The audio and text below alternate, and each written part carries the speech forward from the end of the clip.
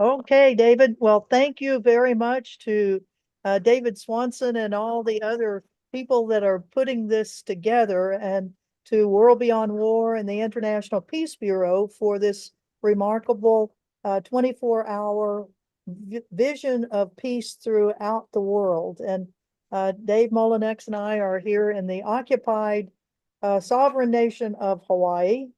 Um, we are very concerned, as you have seen through many of the presentations today, about peace in the world and what war is doing to that peace, and particularly the Russia-Ukraine wars and the Israeli war on Gaza, the genocide of Gaza. We really appreciate the fact that many of the presentations have gone into the protests that have been going on in their regions about the genocide in Gaza in particular. And those same types of protests have been going on here in Hawaii and throughout the Pacific. So I first would like to have Dave Molinex introduce him. Well, first, before, my name's Ann Wright. I'm a member of Hawaii Peace and Justice and Veterans for Peace. And now to Dave Molinex. Aloha, I'm Dave Mullinex. I've been a peace activist since the Vietnam War, and it's been a long journey. We keep thinking maybe next year we'll have peace. So I just appreciate Ann Wright and Dave Swanson so much for all your efforts for peace and to be involved in this program. Thank you so much. Take it over, Ann. Okay.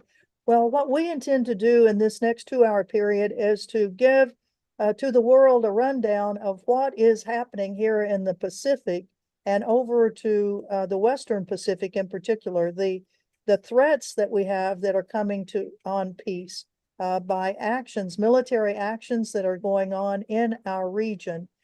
So I will talk, well, during the course of the two hours, we'll be talking about things particularly here in Hawaii and in Guam and other island nations here in the Pacific.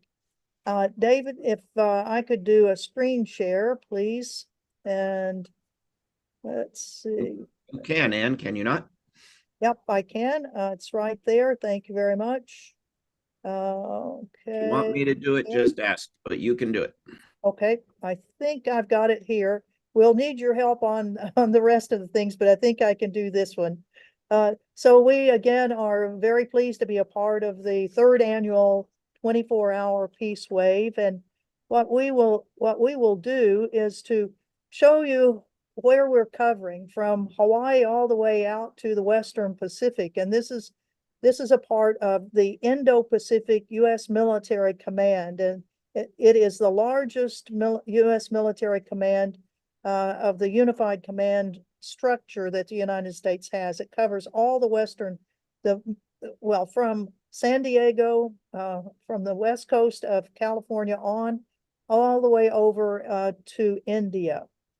It has a huge number of military bases, U.S. military bases in Japan, South Korea, on Guam, now nine in the Philippines, 9 U.S. bases in the Philippines, bases in Australia, using New Zealand very frequently for military exercises, and all the way out to Diego Garcia, British colony. It also includes exercises up in Alaska. How many people are involved in the U.S. military out in this region? Well, 375,000 persons are involved, military and civilian. The U.S. Pacific Fleet has 200 ships, including in and out 5 aircraft carrier strike groups, 1,100 aircraft, 130,000 sailors and civilians. And you're going to be hearing more about the Pacific Fleet after my presentation when Dave starts talking about the largest naval war practice in the world, which is called RIMPAC. Other U.S. military groups are the U.S. Marines that have 2 expeditionary forces and about 86,000 personnel, many of them on the island of Okinawa, and now on Guam. And they have 640 aircraft assigned. The Pacific Air Forces, 46,000 airmen and civilians, 420 aircraft. The U.S. Army has 106,000 personnel, 1 corps and 2 divisions. It also has aircraft and watercraft, and there are 1,200 special operations personnel. So it's just not military. There are civilians, Department of Defense civilians that are a part of this, 38,000 of them. So a total of 375,000 U.S. military and civilians are involved in this region of the world. And they're not sitting down doing nothing. We'll just say that. They are busy with military exercises or war practices. This place is awash in alliances, and the latest alliance is one that you probably heard of this last week. It's an alliance between Russia and North Korea. It's kind of it's the first alliance that I've heard of between those two, but the United States has had alliances forever with South Korea, Japan, the Philippines, Thailand, Australia, and New Zealand. Those are mutual defense treaties. Then you've heard of a recent meeting between the US, South Korea, and Japan. Those 3 are working together on specific things. Then the AUKUS, the Australia, UK, and US, and this is a lot having to do with nuclear submarines that are going to be now purchased by Australia, and a lot of Australian activists are really up in arms about this. Something we should be up in arms about too is that on Taiwan, the United States has now a congressional authorization for $8 billion that'll be going to Taiwan. And that's part of the Taiwan Relations Act, even though the United States does not diplomatically recognize the island of Taiwan. And this came about during the Nixon administration. But the Taiwan Relations Act says that Washington is legally responsible to provide the island with defensive weaponry. And that defensive weaponry right now is really, it's on steroids.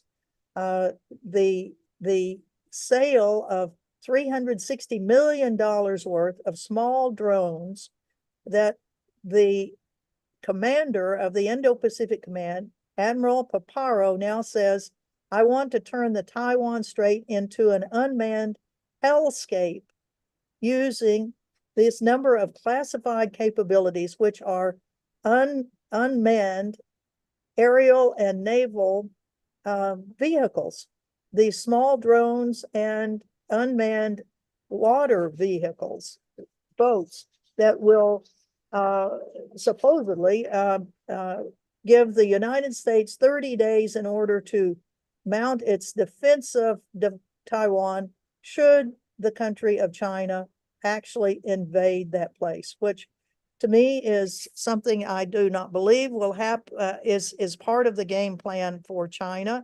But it is certainly a type of threat that the U.S. military and politicians use in order to sell much more weaponry around the world. And speaking of how the increase in the U.S. focus on the Pacific, if we just take, for example, 4 of the smallest little islands that are out in the Western Pacific, they're all tied in some way to the United States. Guam is a territory. The Northern Marianas is a commonwealth of the United States, but Palau, Micronesia, and the Marshall Islands are independent countries, but yet are a part of the Compact of Free Association, which gives the United States the defense rights to all of the area around them. In this graphic, it shows how much money the U.S. is now spending in these small little islands. And if you look at the verbiage that goes along with it, on the island of Guam alone, there are 71 military construction projects. Over $4 billion is going to be spent in the next year, with $11 billion over the next 5 years. The newest marine base in the world, the first one that has been built in the last 50 years is now on Guam. If you look at Hawaii, just in 1 year, we'll be getting $1.5 billion, and it's primarily for submarine dock space in Pearl Harbor. The Federated States of Micronesia will have 3 military construction projects of $432 million. And I've served 2 years of my life as a U.S. diplomat out in the Federated States of Micronesia. And I can tell you that 432 million is a heck of a lot of money going out to the Federated States of Micronesia. The Northern Marianas will have 7 military construction projects of $388 million. Wake Island, $180 million. All of this for the focus of the United States into the Pacific. Huge amounts of money. On Palau, one project, $121 million. And then the Marshall Islands, which is the place where the U.S. Exploded, I think it was 72 nuclear explosions back in the 50s and 60s in the Marshall Islands, which people in the Marshall Islands are still showing the effects of the radiation from those nuclear or atomic bombs.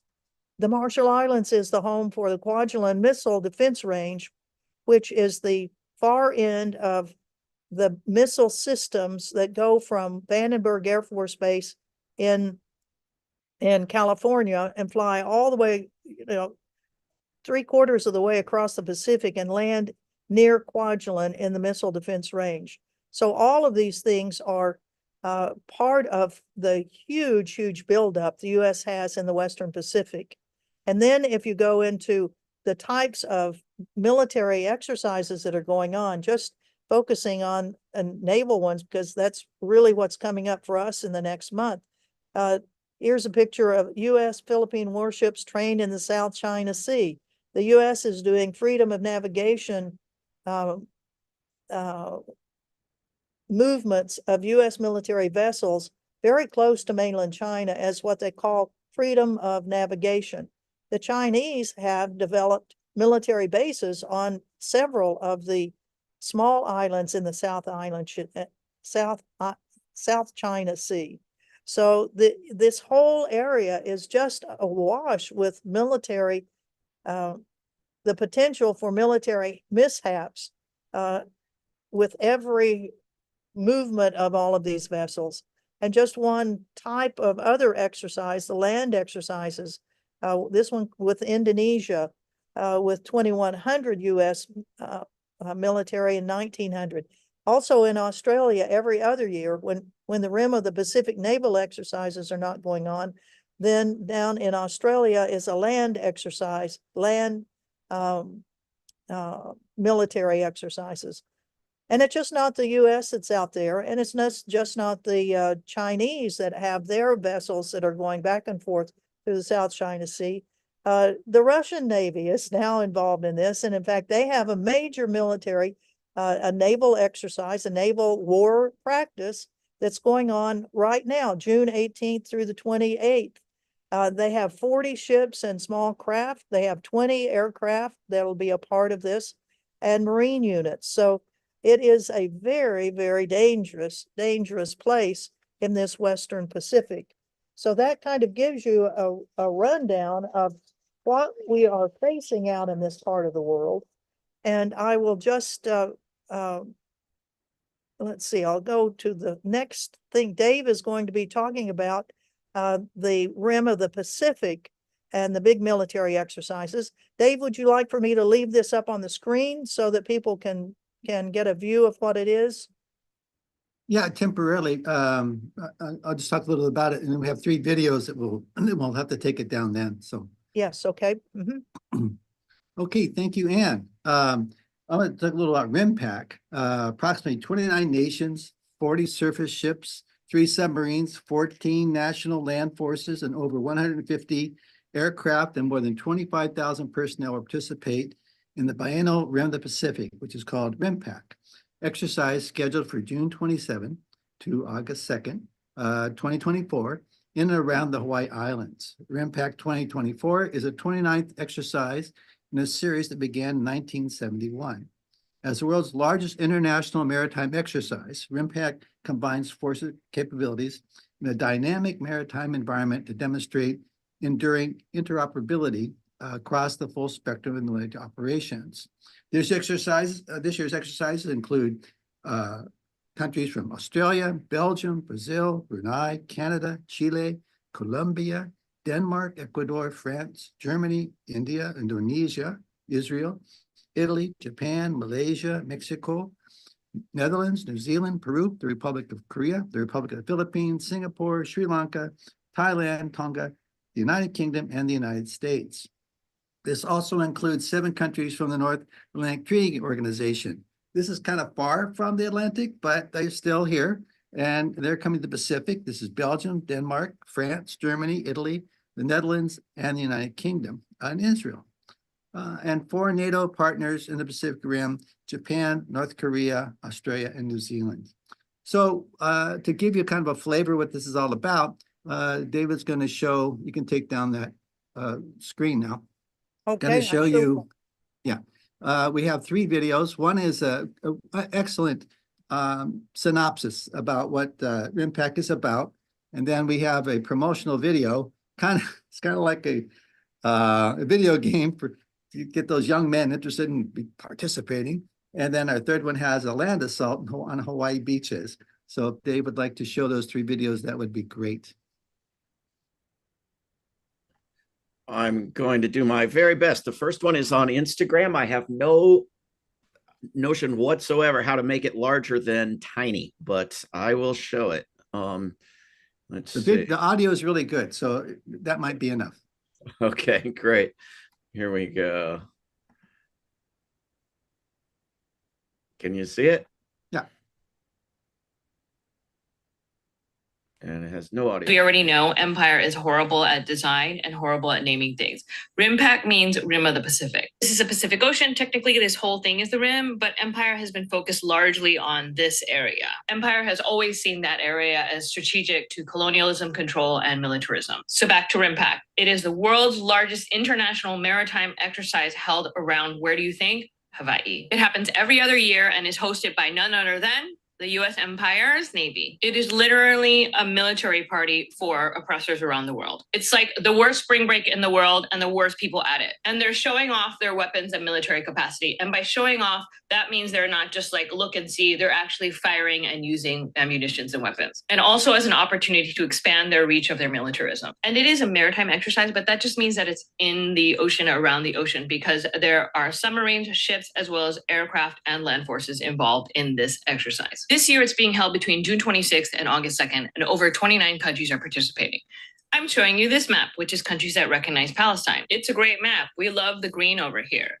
But I wanted to hone in on the Pacific Rim so that you could look at some of the areas that don't acknowledge and don't recognize Palestine. Got it? Have all of that in your mind? Now, this map is all of the countries participating in RIMPAC, in this global show-off fest of militarism.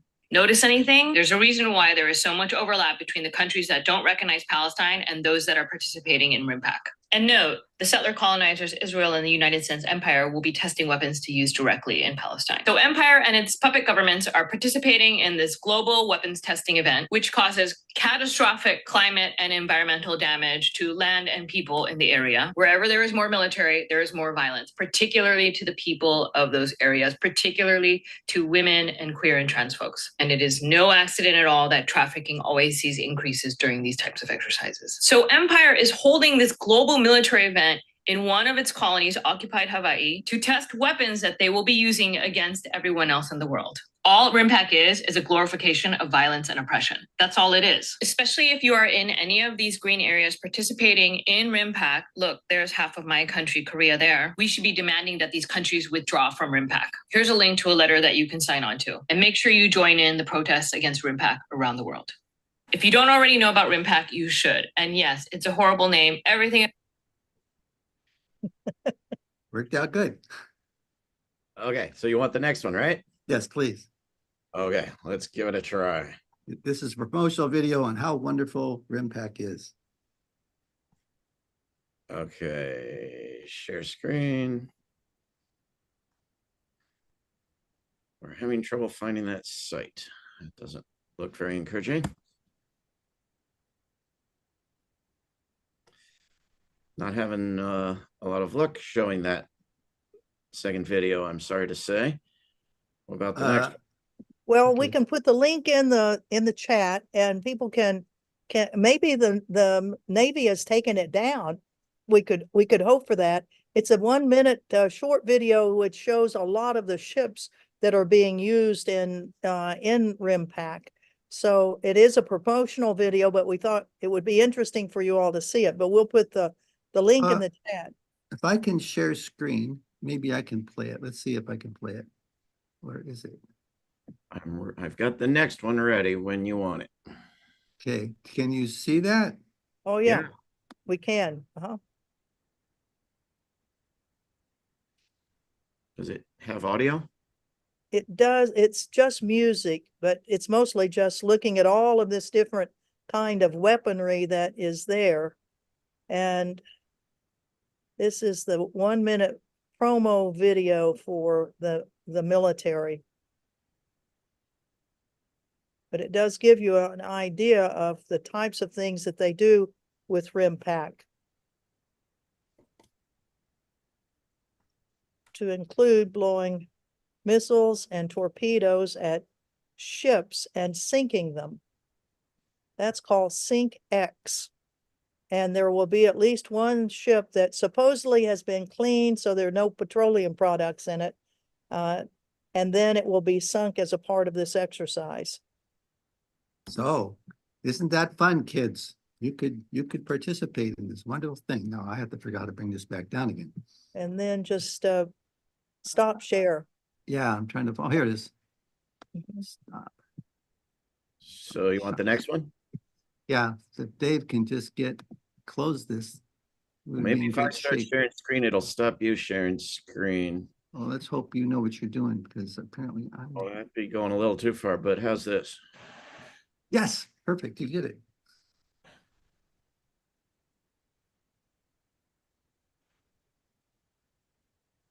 Most people don't realize that there is a land component to the rim of the Pacific, which is a naval exercise, but it is amphibious landings that take place on beaches that during parts of the year have endangered turtles nesting there and other wildlife.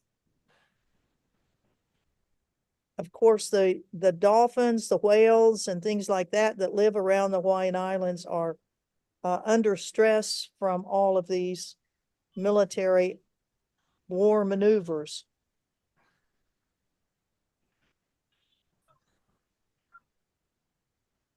And 15,000 ground forces are a part of this Rim of the Pacific military exercise.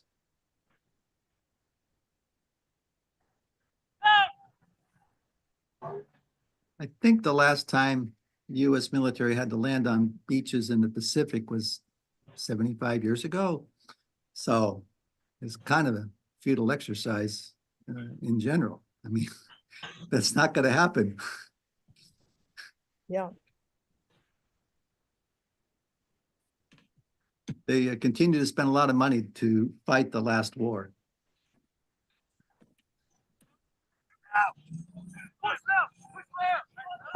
I believe the US military has enough weaponry to fight 2 World War IIs at the same time, one in the Pacific and one in the Atlantic. And we're not at war officially.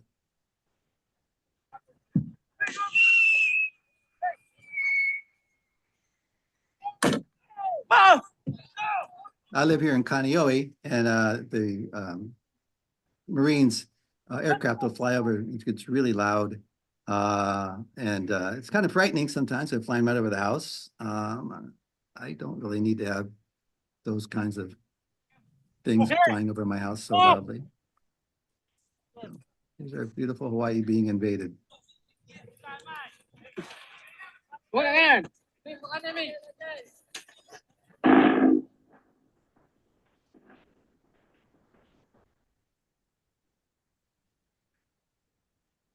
and the practice of invading and going through urban areas or buildings is a part of their practice too.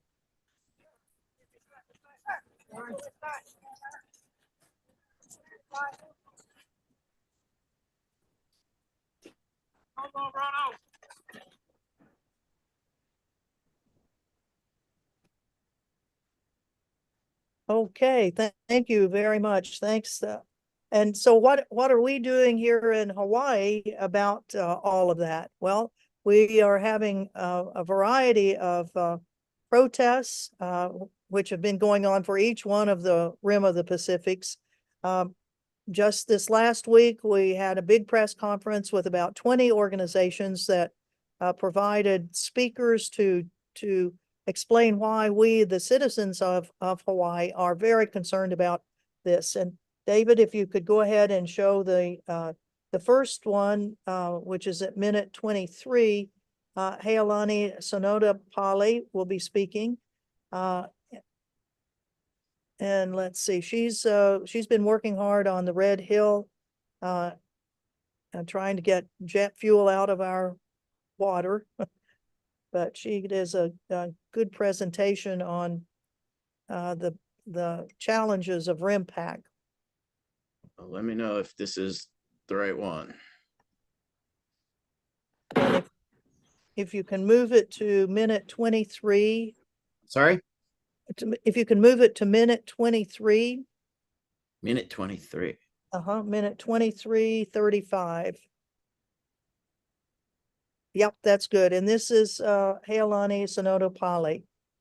Pali, I am the spokesperson for Kalahui, Hawaii. And Kanaka Maoli, and I can trace my genealogy to Papa, Mother Earth, and Wakia's my father, from whom all Kanaka Maoli are descended.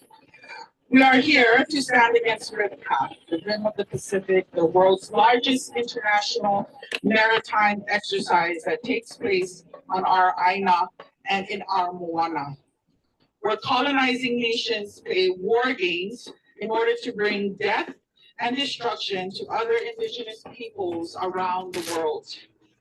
The violence, death, and exploitation is nothing new to my people. The life-giving bodies of women have always been on the front line of these destructive interactions and the most vulnerable. From 1778, when Captain Cook first stepped foot on our shores, we have been bombarded with mass death, disease, violence, exploitation. Women at that moment were on the front line of contact, quote unquote, with not just the Western world, but with capitalism as the goods that was traded.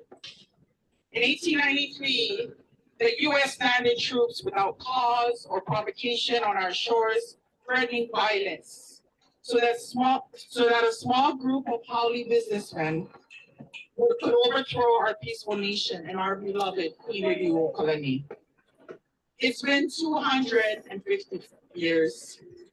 The violence that comes with militarization and commodification of our Oceania is nothing new to us, to Kanaka Maoli.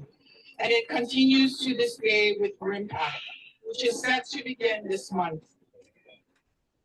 With the military regatta participants and the nations that are coming, 29 of them, come an increase in crime and sexual exploitation of women and children. Women's bodies are the sites of reproduction, and like the land, like the Aina, they are at risk. Military presence and occupation is a threat to our ability to sustain life here in Hawaii and Oceania. Global warming, rising seas, and disappearing islands is being fueled by the US military, the largest producer of greenhouse gases in the world.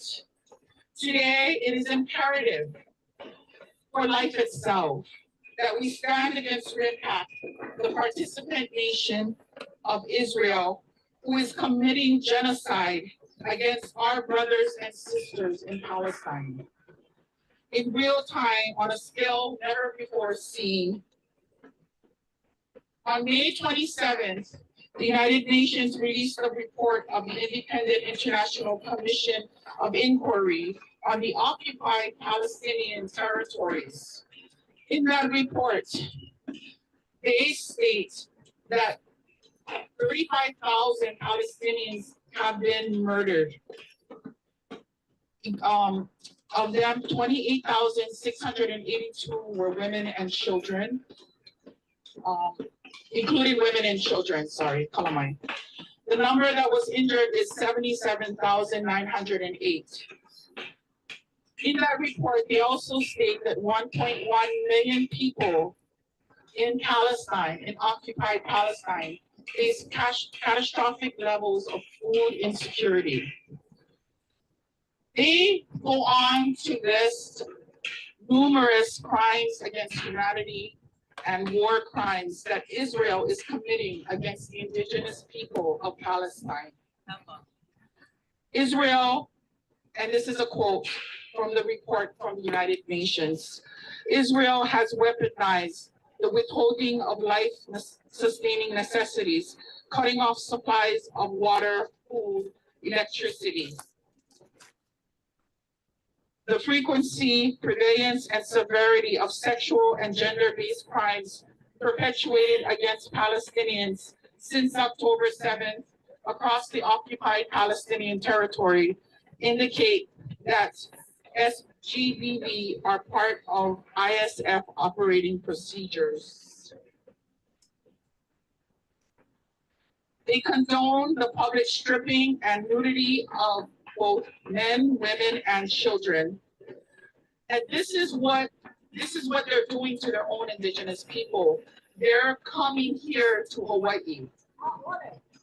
So right now, as a Kanaka Maoli, as a representative of Kalahui, Hawaii, I would like to say to Israel, you're not welcome here. We stand with Palestine. We stand, our brothers and sisters in Palestine are aloha. And we pray for them every single day. We say to the US and to Israel, not in our moana, not on any aina. You are not welcome here. Rimka needs to be abolished. And David, if you could stop there and then go on to minute 38:45. And this will be Pete Doctor, who is one of our Veterans for Peace. And his t-shirt says drop the mic, but mic means military industrial complex. Thank you. Doctor from Veterans for Peace, Hawaii.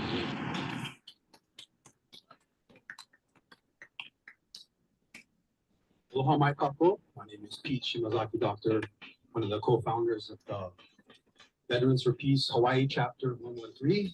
We are a hui of former military service members, some of us coerced, and military ohana, who, given our experiences with militarism, are adamantly against it. This cancel RIPAC business is nothing new for Veterans for Peace. In fact, I'm going to jump to my point here that at our 2020 National Convention, Veterans for Peace passed this resolution and resolved that, one, call for the cancellation of the RIPAC war practices in 2020, this is outdated now, and forever, and two, urge the scaling back of military presence in Hawaii and other parts of the Pacific. We said that in the past, and we stand firm on that in the present. For the following reason, the U.S. uses RIPAC as a training ground for genocidal regimes while it illegally occupies our country of Hawaii. Plain and simple. I need to enact a couple other points.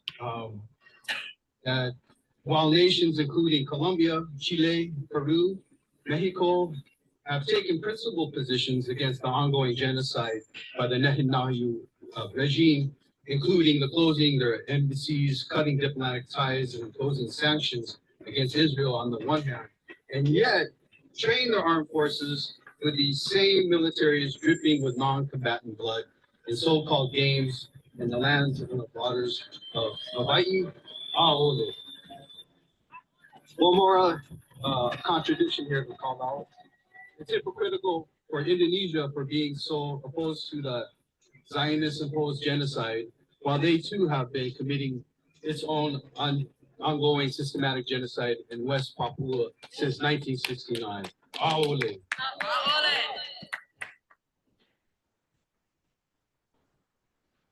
We recognize, as those have been used by the military system, that the military in no way is a defense for the security of the people. It is a direct threat. Our greatest resources are our people and our Aina, and the militaries, plural, are a direct threat to that. And to those who argue that RIMPAC is needed to defend against so-called China, let me remind you, China was a participating country in this RIMPAC exercises. This is a club for military dominance, pure and simple. This has nothing to do with security, except securing political and economic agendas. Nothing can justify what is happening in Palestine. Not even the bogus October 7th narrative can justify what happened, especially when it ignores what was happening on October 6th in the past 7 decades. In closing, VFP Hawaii condemns the exploitation by conscription and poverty draft of the men, women, and teenagers into this divisive system of militarism that exists to protect political and economic national agendas at the expense of the people through blood and taxation. Aole RIMPAC! We need RIM peace now. Mahalo nui. Aloha. Thank you. And David, if you could stop that and then go to 1 hour, 7 minutes. And this will be a hip hop, a voice of our youth, talking about RIMPAC. There it is. Yep. Thank you. About resistance, about loving our land. I want to get back to that more than anything. But until then, you can follow along with the hook. Okay. Yeah, repeat after me. Drop the military, we got to stop. Drip, drop the military, we got to stop. 2 more times now. Drip, drop the military, we got to stop. Drip, drop the military, we got to stop. Now let me take you back to 1943, the year that started this catastrophe, when the fuel tanks were created by the military and Roosevelt was the president. Franklin D, there's 20 tanks in total. They're 100 feet wide, but they're so underground they'll never see the sky. They rest right above our largest aquifer, but this Aina is a mother. Get your hands off of her and now drip, drop the military, we got to stop. Drip, drop the military, we got to stop. 2 more times now. Drip, drop the military, we got to stop. Drip, drop the military, we got to stop. This is only what we do. No, imagine what we don't. Our water crisis is a time bomb is bound to explode. The U.S. is nothing more than a war machine with capitalism reigns supreme. Matter of fact, HKT said it best: when the U.S. goes to war, Hawaiians lose their land. Just look at what they did to our second Makua. Aina is our mother. They did nothing but abuse us. So drip, drop the military, we got to stop. Drip, drop the military, we got to stop. Drip, drop the military, we got to stop. Drip, drop the military, we got to stop. And our water's being poisoned by Uncle Sam. This is imperialism's master plan. So hands off our waters, hands off our daughters. We are not your sheep. You can take us out to slaughter, but keep in mind, the worst is not over. There's oil still leaking in the U.S. Arizona. It's been for 80 years, but it's a cool lower. We will not rest until this fight is over. So drip, drop the military, we got to stop. Drip, drop the military, we got to stop. Drip, drop the military, we got to stop. Drip, drop The military, we got to stop. When I say land, you say back. Let me hear you. Land back, land back, land back, land back, land back, land back. When I say cancel, you say RIMPAC. Cancel, RIMPAC, cancel, RIMPAC, cancel, RIMPAC, cancel, RIMPAC, cancel, RIMPAC, cancel, RIMPAC. Ayo. Ayo, nakinilay po, Mamo Hawaii. Natives and allies alike, we must rise up and fight against the imperial beaches, which is US militarism and imperialism. We know that it doesn't just steal our lands and our waters, but our women, our mahu, and our kane too. I made a wrong turn trying to get into the parking lot and was greeted by these two kane, two men of color.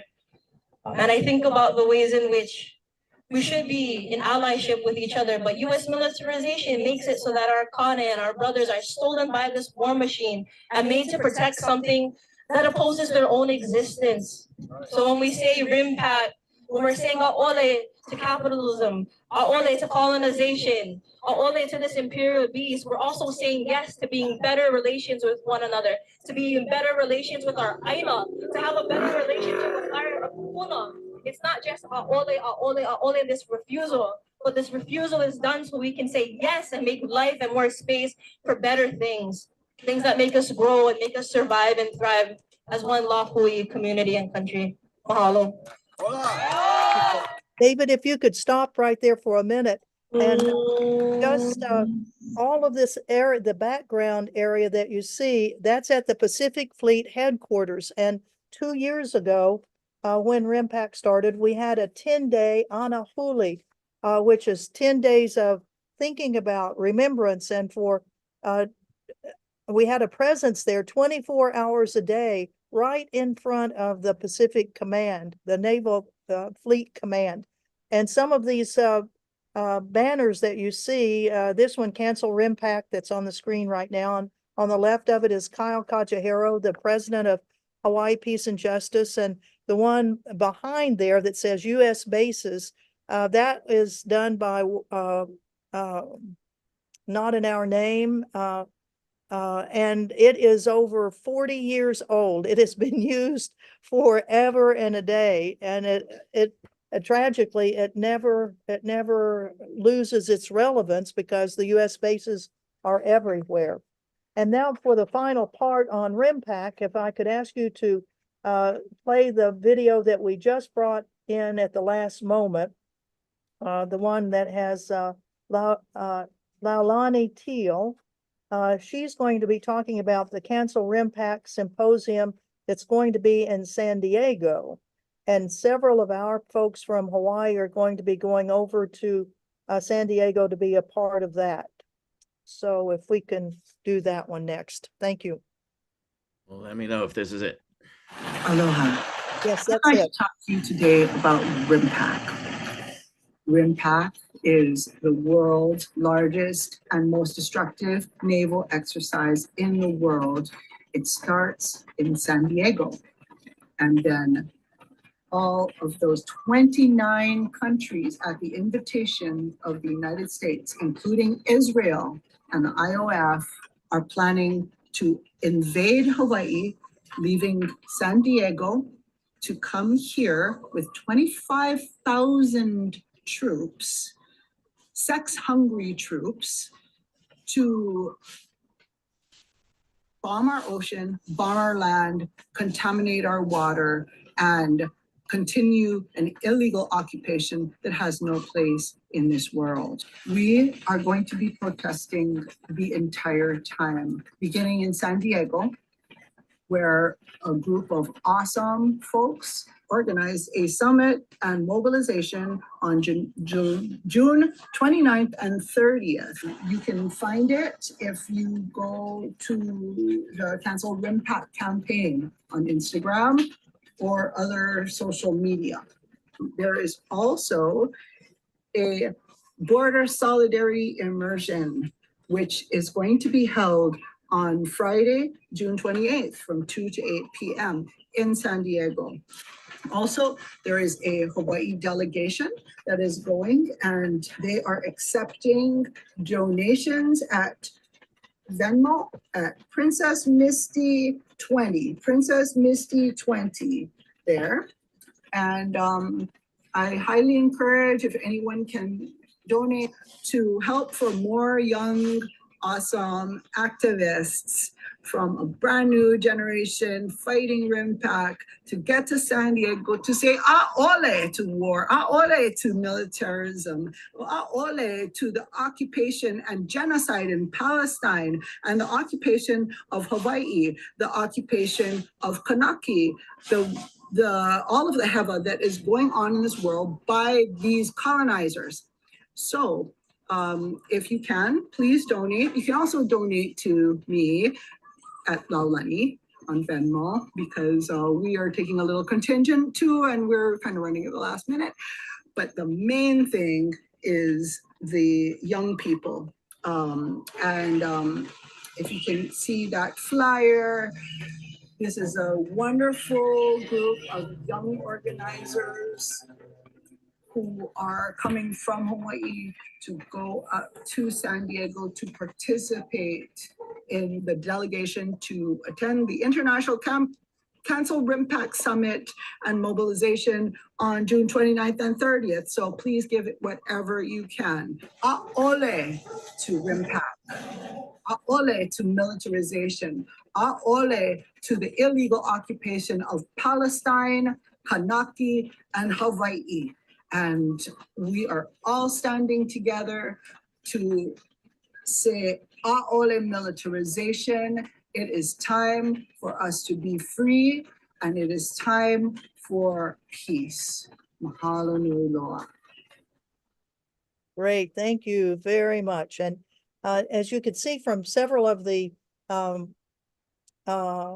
listings, a great number of organizations here in Hawaii have come together on RIMPAC, and that particular one was the Hawaii Committee for Human Rights in the Philippines. So we are really pleased that a lot of youth are finally, I shouldn't say finally, but they are really moving ahead both in Hawaii and the big conference that's going to go on in San Diego is a youth-led conference. So we're very, very pleased with that. Here in Hawaii, not only have we had RIMPAC, or we're going to be having RIMPAC, it starts on the 27th, and indeed we will have sign waving out in front of the Pacific Fleet headquarters from 4 to 6 Hawaii time to make sure that everybody that goes past the front gates of the Pearl Harbor Naval Base knows that inside that naval base is a collection of huge, huge killing power that we hope as peace activists we can prevent ever being used. And another way to try to prevent the use of our military is to check about what the costs of war have been. And in April of this year, April 2024, was an excellent conference that was co-sponsored by the Costs of War Project of Brown University. You know, that Costs of War Project has done such remarkable work on the wars in Afghanistan and the wars in Iraq. And they came out, a delegation came to Hawaii to work with delegates that were selected from all over Asia and the Pacific. And they had a 4-day conference talking about how to do the research to provide the data on how these military exercises are polluting our world, our earth, the dangers to them. It's called Demilitarizing Hawaii and the Pacific for Planetary Survival. The Costs of War Project with Hawaii Peace and Justice and the Cost of War Project at Brown University. We do have a 6-minute video that shows some of the delegates that were there and the tour of parts of Oahu that were shown to all of the delegates as places where we here in Hawaii will be doing the research on the costs of war. So David, if we could ask you to run that video, please.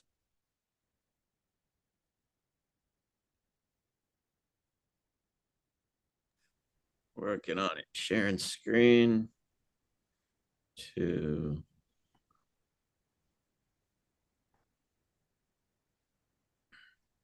Is this it? That's it. Thank you. Yes.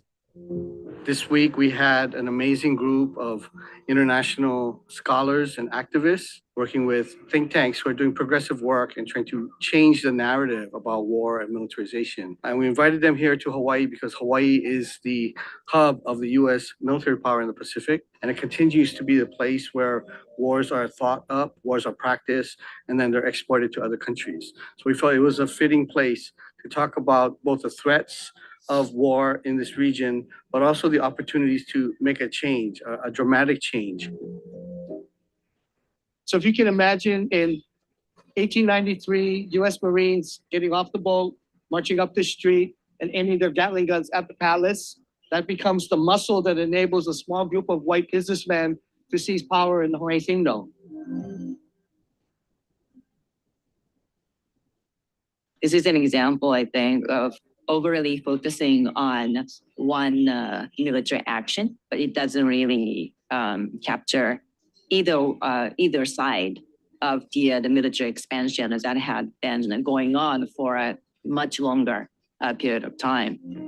I mean, I think every museum, it tells us more about the present than about the past. You can see the exhibits, they kind of fetishize militarism. They really show a very American imperialist view of the war in the Pacific. And they try to kind of recruit different racial groups into this great American mission of militarism. But Hawaiian voices are really kept out of that narrative. So when you compare this museum to the Okinawa Peace Memorial Museum, which really focuses on the civilian impact of warfare, this is more of a sales pitch for further American militarism throughout the Pacific. I was overwhelmed by this praise for militarization. But at the same time, then I realized that maybe that's how majority of people in the US kind of perceive the military. The military takes land, grabs land everywhere. And they evict the people that are here. They bought out the rancher, that's McCandless. Our community, Waianae, deep ties with the military for generations now, since World War II, right? Because they recruit heavy in our community because we're an underprivileged community. This is Pu'uhonua Waianae, village of about 200 people. They've been here for about 20 years. We feel the thing with with the military being here. They have a housing allowance. Our people don't have a housing allowance. So how are we supposed to compete with that? We kind of look at the work that we do in two political realms, ku'e and kukulu. So ku'e is to resist, to actively resist and oppose. And that's a big thing here in Hawaii, And kukulu is to build and create, to construct. We start to realize that our energy that we put out in our lifetime, we want it to be long lasting. We want it to grow roots and blossom. Who is important? The bulldozers coming to bulldoze a sacred site. We got to get out there and blockade and stop it. But day to day, we're focusing on building, and creating opportunities and venues and structures that uplift and empower our community. Together, our mission is to grow good food. All of it is organic. We're certified organic, as well as we're food safety certified, and to grow young leaders like Emma and Nala. One thing I love about Ma'o is because when I first joined, I was someone who's like, oh, I hate getting my hands dirty. I hate the sun. Look at these calluses. And I'm like many kids from home, like our age, that we don't know about our own cultures, our home, our islands. We don't know about it all. But being here at Ma'o, I was able to learn about not only my culture, but also the Hawaiian culture, which I love. It just made my values and beliefs stronger. A lot of farming doesn't get talked about, and we rely on fast food and, going to the stores and doing this and that, but we don't know that we can grow our own food in our backyards. And I think that's the big picture of, getting our community involved and taking care of what we call home. they're taking up a lot of the space, which is kind of irritating, but the more irritating we get, the more food we will grow. Yeah. Because we're trying to tell them that, you know, this is our land, you're taking our resources and we need it back. In 10 years, I want our land back. You know, I don't want no military. They can go somewhere else. You know, our island is our island. This is a beautiful place, and the people here are beautiful, and they're doing good work. And what's in my mind is for the last more than 40 years, all I do is study war. And every now and then I find these little injections of hope. And this is a massive, it's like a bolus of hope. Because what people are doing here is they're imagining what it would be like to have a better world, to live in community, to know each other, and to make something better at the same time that they're resisting. So it's the combination of resistance and rebuilding that's so hopeful. You almost feel the breath of the divine in these spaces now because they've reclaimed it. And so when Hawaiians say that there's connection to the land, or you get your orders from the land, I mean, it's a real deep, interconnected relationship. And so to see these spaces reclaimed and given life back, and you can almost see the possibilities for the future, it's really amazing, largely because it's divinely inspired, I feel, by the ancestors and their support in terms of the activism to make and to create what is and what's possible.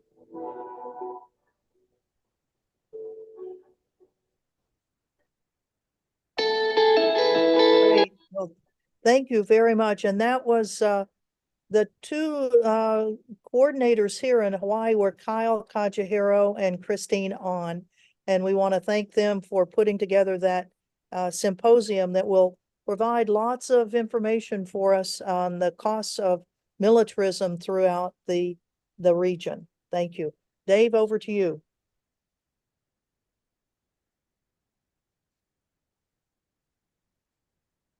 I think you're muted.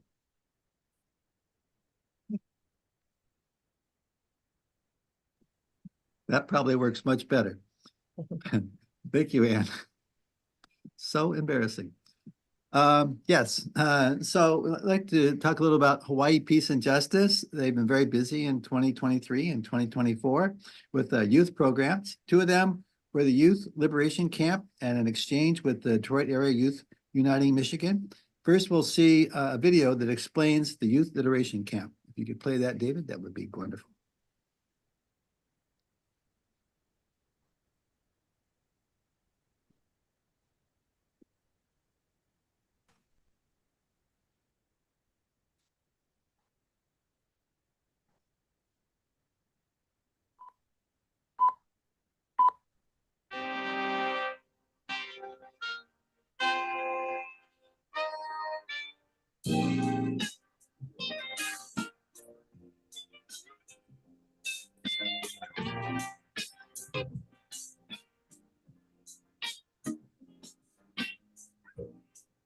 With the Hawaii Peace and Justice Youth Liberation Camp, we strive to cultivate a safe space where young, aspiring community organizers can learn how to effectively unite together to enact change.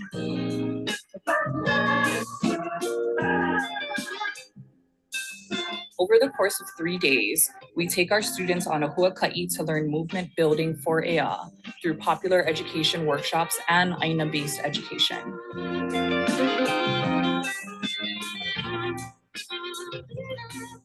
The curriculum for our workshops are based on our lived realities in Hawaii, including but not limited to reclaiming Ea, environmental racism, climate justice, imperialism, and the military-industrial complex.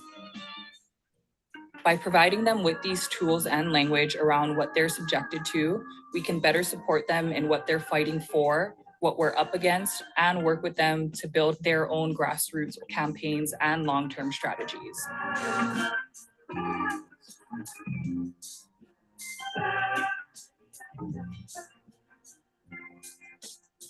Being at the Youth Liberation Camp made me feel seen and heard. That's a part of why I believe spaces like this are so important for Native youth, because we live in a society that's so quick to write us off and put us aside. We just learn not to ask questions, that our voices are only one of many, and that there's no way that we individually could make any change. And that might be true, but our singular voices can come together as a lahui through deliberate organization, through education, through asking questions. It's important for us to be knowledgeable and to know our history so that we can maybe have a fighting chance at creating voices that won't be ignored, that can be heard.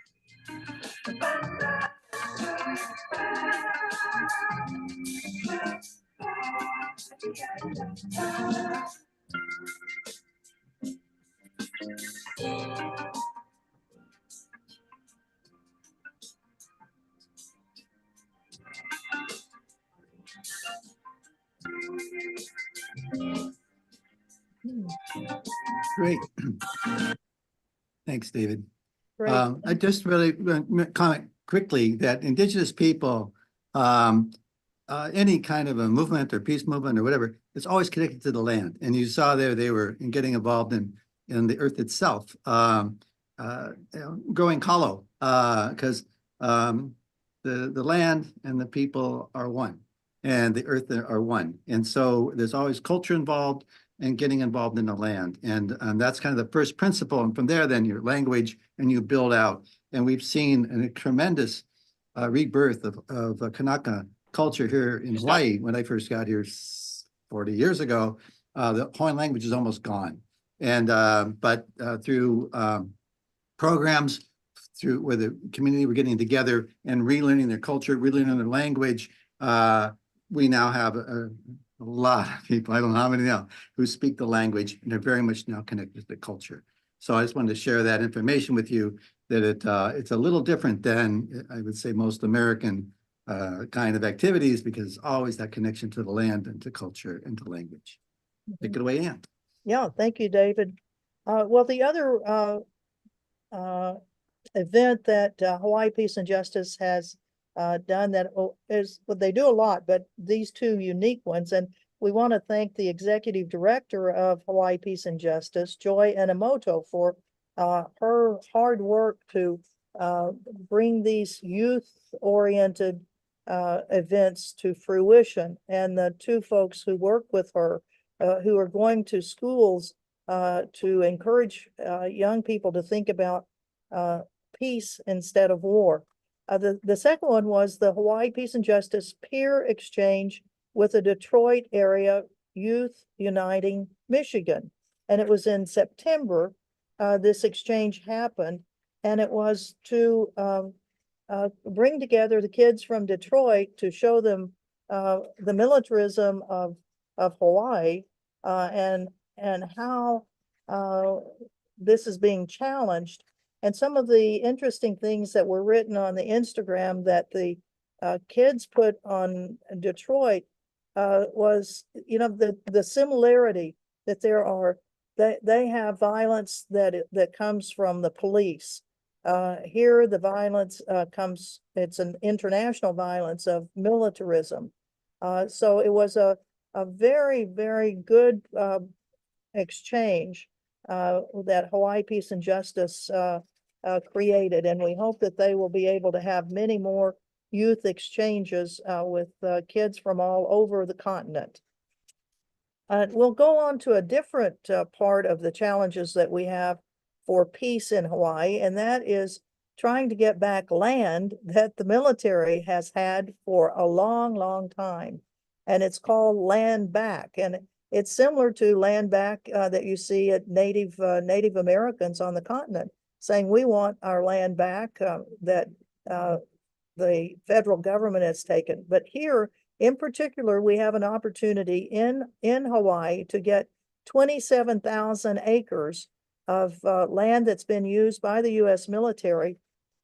65 years ago, the state of Hawaii leased 27,000 acres for, get this, $1. $1. So in 2029, these leases are coming up. And the military, of course, wants to release everything, and no doubt for $1. But we're saying give it all back. And there are 4 different locations of parts of this 27,000 acreage. And one of the biggest parcels is over on the Big Island of Hawaii in the Puakaloa Army Training Range, which is the largest military bombing area in the Pacific. And it's the land that we want back that will start reducing the amount of the sacred lands on the Big Island is a very important part of it. And Al Jazeera did a documentary about it that shows so much of the militarism from Hawaii. So that we would like to show you that because it really capsulizes the challenge that we have with the military having gotten so much land here in the Hawaiian Islands. Thank you, David. That's the Carl Gustav you saw impact. Yeah, and I heard it. I'm seeing a side of Hawaii that most people never do. This land is sacred to Native Hawaiians, but the United States Army turned it into training grounds. After World War II, the Army obtained a 65-year lease for 30,000 acres from the state of Hawaii. The price, $1.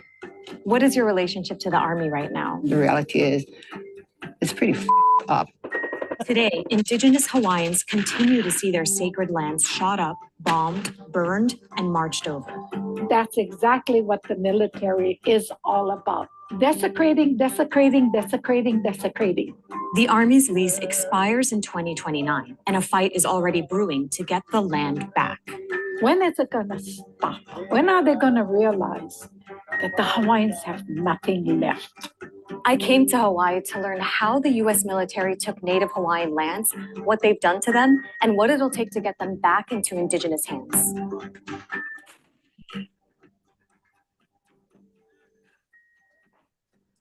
If you sleep on your side, I bet you hate your pillow, and this is why.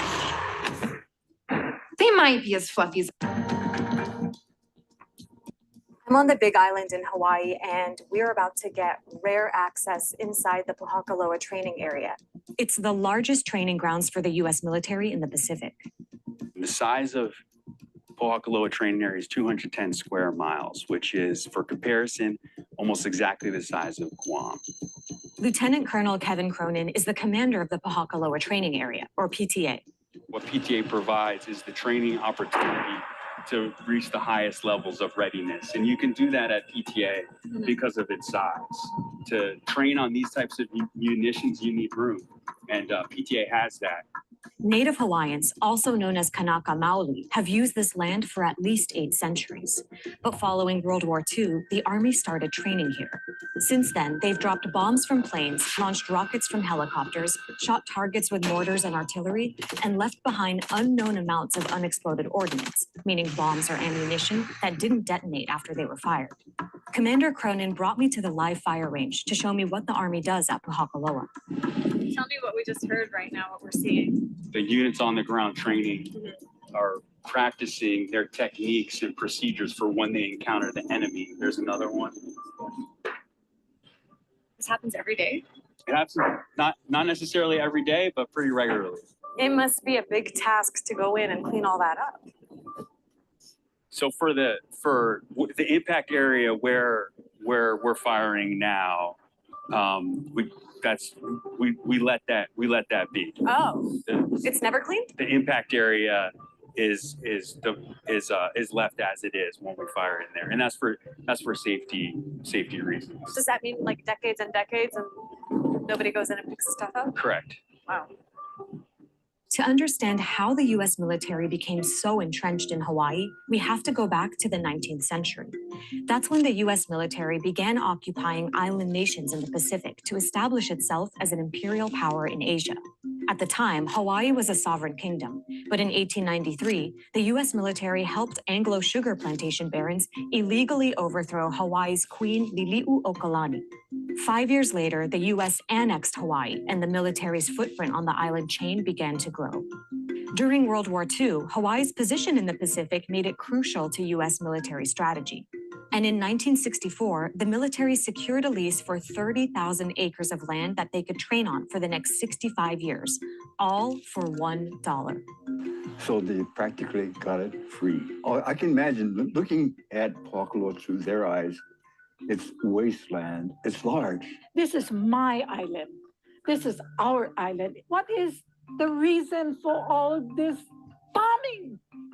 Ku and Maxine are Native Hawaiians who live 20 miles away from Pohakaloa. In 2014, they sued the state for failing to protect the environment there.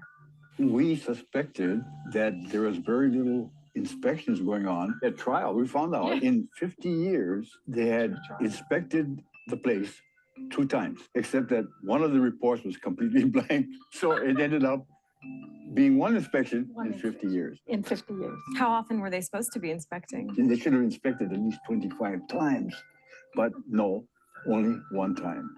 In 2018, a Hawaii federal judge actually sided with them, saying that the state failed to malama aina, using the Native Hawaiian words for land stewardship.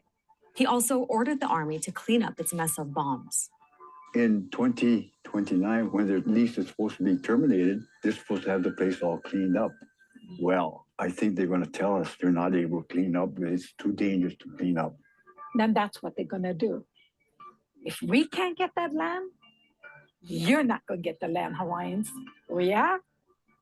We'll see. The military says they need to keep training in Pohakaloa for national security. What's your response? Well, for me, it's just the opposite. Instead of them being here to protect us, actually, we become part of the target. We're expendable. The military trained people on 130-something thousand acres. You send them to war, and half of them come home dead and without limbs. So how is it efficient? I lost 2 brothers in Vietnam. And this is why I'm here. So I swore I will fight the military no matter what because of my 2 brothers. So what's important? Our land. Our land is important. What is the Army's relationship with Native Hawaiians here? Here at PTA, we have a strong relationship with Native Hawaiians. We have the utmost respect for the community here, the cultural and the history. There are some Native Hawaiians who say that this is their sacred land and that the Army being here has desecrated and polluted it. How do you respond to that? I understand their concerns and I listen to them and I communicate with them with humility to develop that increased understanding. To them, these are sacred lands, and yet here we are seeing them getting blown up. I would just say, again, we're training here to achieve the highest levels of readiness for our nation's men and women. And what we can do here at Pohakaloa Training Area can't be replicated in the state of Hawaii. The campaign to take Hawaiian land back from the U.S. military started in the 1970s with the fight over the island of Kaho'olawe. The Navy had turned the island into a bombing range in 1941, following Japan's attack on Pearl Harbor, and virtually destroyed the island's ecosystem. She is not a barren rock that should be used as a target for military bombing practices in the name of national defense. After decades of pressure, the Navy withdrew in 1994.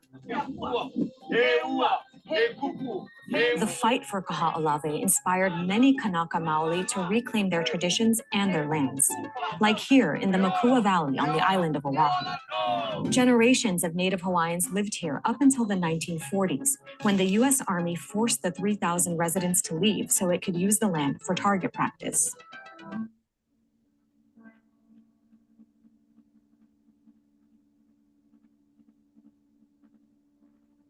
Not only is this valley incredibly beautiful, you can feel that it's also profoundly spiritual. And to think that it was just a matter of years ago that the U.S. Army was actively bombing it, it's hard to imagine. Activists with the group Malama Makua sued the Army and in 2004 successfully got it to stop live fire training here. Now the group is allowed to visit the valley, but only twice a month. So the group has to walk behind this representative from the military who first has to scan the area for potential unexploded ordnance. We appreciate access into this valley, but we don't appreciate the fact that we have to ask permission to be in this valley. What is your relationship to the Army right now? The reality is, it's pretty up. Sorry for the swearing, but it's not like we're all best friends. The Army promised they would return the land after World War II ended.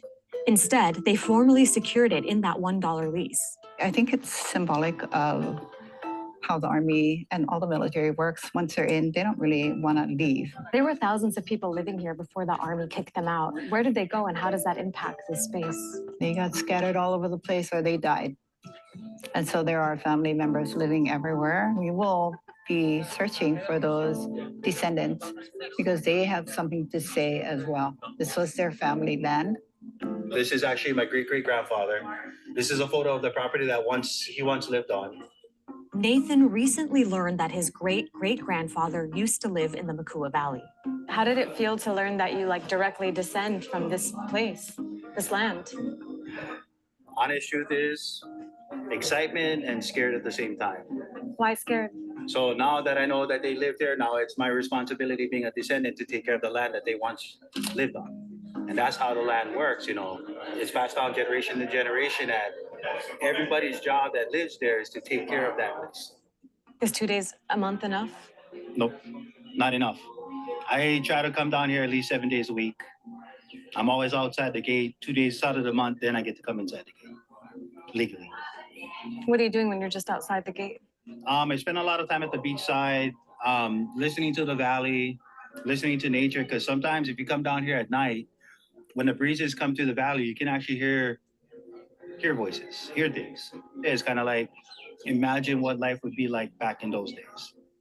So many generations of people who have lived and died in this valley are still here. This whole valley has life. We think the valley is waving at us all the time. Every time we drive by, it's kind of like, look at me. Don't forget me. Help me. So come 2029, do you think the Army's still going to be training in Pohakaloa? Damn right.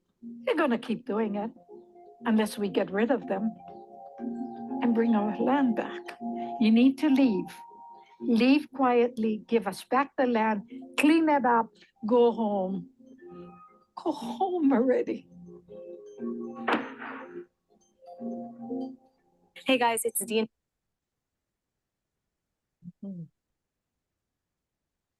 Well, that is a view of what we're facing in terms of the amount of land that we are hoping to get back in the cancellation of the leases in 2029. So that's one of the big challenges that we have here. And I think, Dave, it's next to you.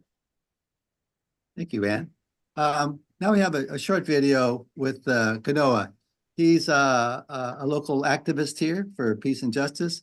He was on the corner and protesting killer drones being based here in Hawaii and talking about the contamination the Navy has done to our local water system. This is a very artistic video. Let's play that. Go ahead. Again, sacred land, a lot of history, a lot of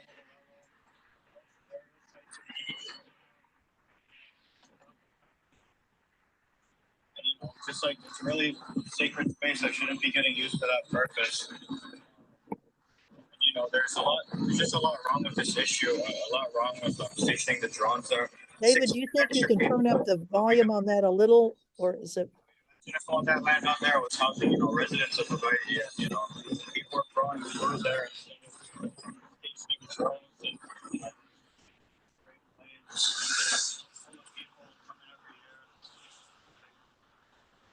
Land could be put to better use and it could be restored and respected. And, that's literally the meaning of the name, Mokaku, sacred land.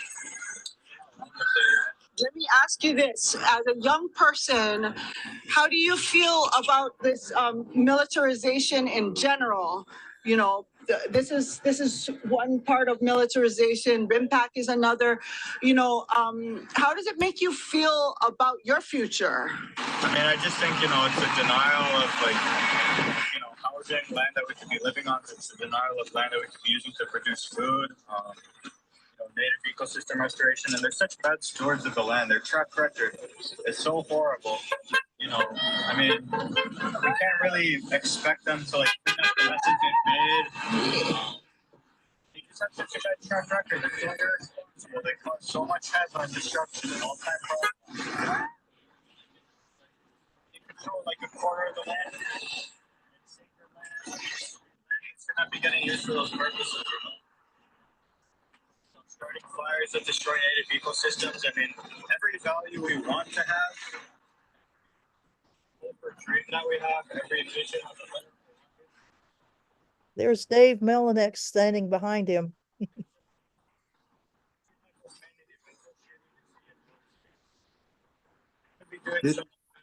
These are some of the photos of going into Red Hill. It's not even for a good justification. You say it's national security, but you look at that justification. You look at the history. These are the 20 giant tanks that held fuel, some of which leaked into the aquifer of Oahu. World War II, World War II, all those wars we fought, they did not need to be fought. They were, driven by corporate interests, driven by strategic whatever. Like, it wasn't for freedom, it wasn't for democracy, it wasn't for nothing. It was just greed. Especially because this military crisis is here because of a nonsense justification that makes it so much worse, right? And it's just like it's everywhere. It's in Guam, it's in Okinawa, it's in the Azores where my Portuguese ancestors came from. They have the U.S. military airfield that got all polluted and put stuff in the soil and the groundwater. Imagine that kind of attack in like a full-out war.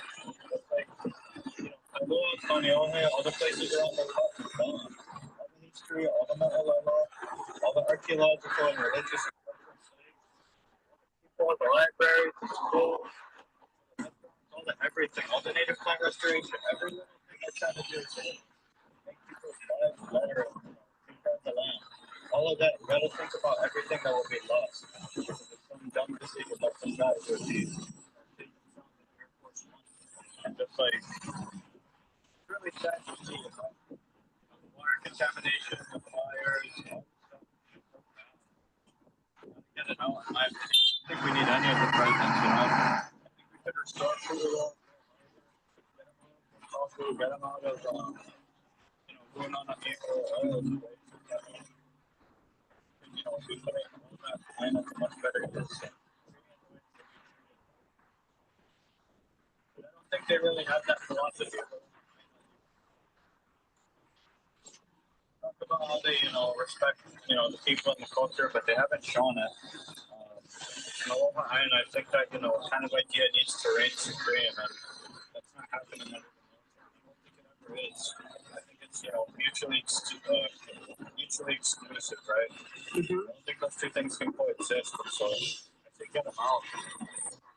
The drones themselves, they, 90% of the people they hit aren't even intended targets. It's the legal precedent of being able to, assassinate people without any judicial process. It's kind of just the executive branch decides we're going to kill you, you're a threat. A lot of the people who have been killed in these, inaccurate drone strikes are children, right? So, you look at the drone strike that happened recently under the Biden administration. 10 people in a car. Originally said they were terrorists. What the Biden administration originally said.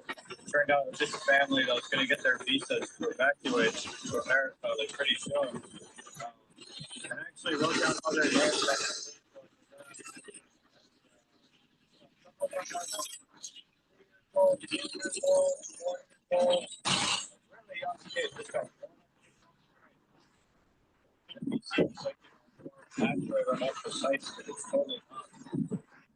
Do you think that there's a possibility that those drones could ever be used against people here? I mean, they decided if we got successful enough and writing all the wrong things, be deemed insurrectionists or going against law and order or going against what's reasonable and good and good orderly society. yeah, sometimes when I hear about these drone strikes, as an activist, I kind of wonder, are those activists just like me, I mean, I think it was Julian Assange who leaked, it wasn't a drone strike, but one of the military helicopters killed a bunch of, two journalists, a pretty big news outlet too, two American journalists. Oh yeah. I got it at 6-1 or correct. Manager report route 236. Neighborhood med development. Copy at White 6. That's a weapon. Yeah. Hotel 26, Grady Order 181. We'll call for change by Charlie Mike Bravo. Let me know when you get it. What you? Light them all up. 202 traffic 260. Come on, fire. Roger. Break. Crazy Horse 1-8. Request permission to engage. Picking up the wounded. Yeah, we're trying to get permission to engage. Come on, let us shoot. Bushmaster, Crazy Horse 1-8. We're taking him. Bushmaster, Crazy Horse 1-8. It's Bushmaster 7, go ahead. Roger, we have a black SUV or bongo truck picking up the bodies. Request permission to engage. Bushmaster 7, Roger. Bushmaster 7, Roger, engage. 1-8, engage. Clear. Come on.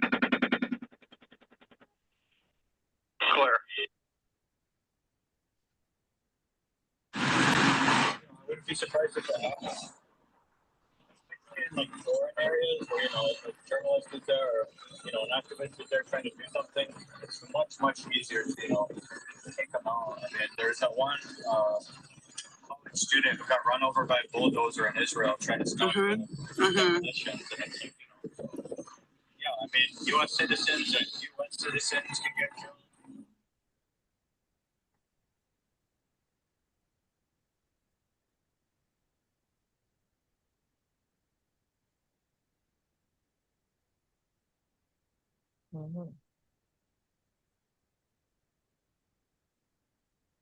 Well, we Okay. want to, yeah. There's a lot packed into there. Sorry, the audio was so bad, but Kanoa, basically, I mean, it's amazing how much the youth know. In fact, so many of the youth know more than the adults do. They're more well educated what's going on with the military industrial complex and militarization. The drones, I believe, I can't remember, and you might be more tuned into this. I think that drones kill like 100 innocent civilians per targeted suspected terrorist. So it's really exponentially killing more civilians. And so to have them here in Hawaii was kind of shocking to Kanoa as an indigenous people here, as person here. And then he was showing the Red Hill fuel tanks that the Navy had 100 feet over our aquifer, leaking jet fuel into our drinking water. And we had a big fight over that. It took a couple of years. The Navy kept denying that there was a problem. They covered it up. They lied continually. To this day, they're continuing to lie.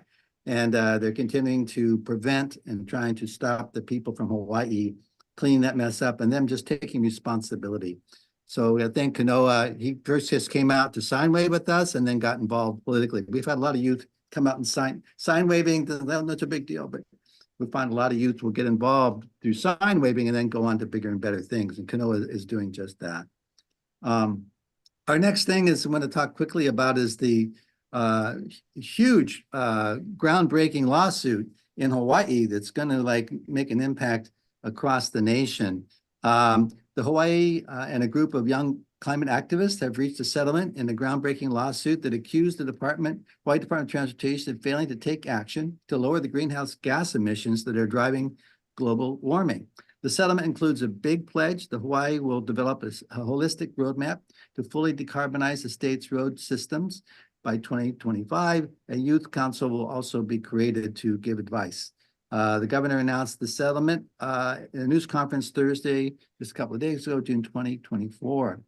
The Hawaii Department of Transportation, let's take critical and long needed steps towards our collective climate goals, including number one, finally creating a comprehensive roadmap to fully decarbonize and achieve zero emission transportation system for ground, sea, and interstate transportation by 2045.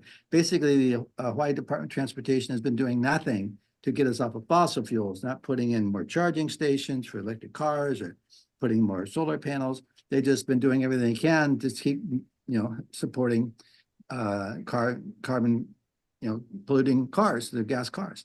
And so the youth of Hawaii sued them saying, you're supposed to be protecting us. We have a right to a clean climate.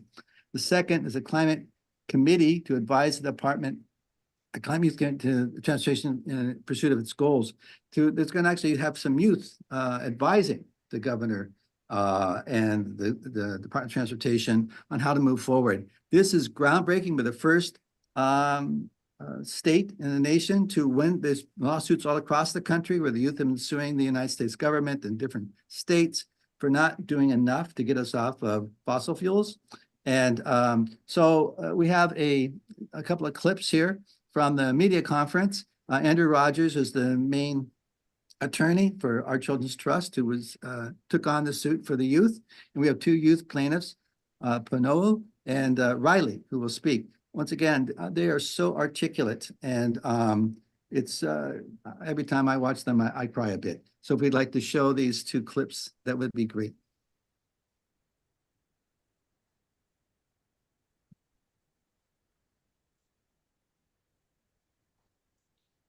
Where's their audio?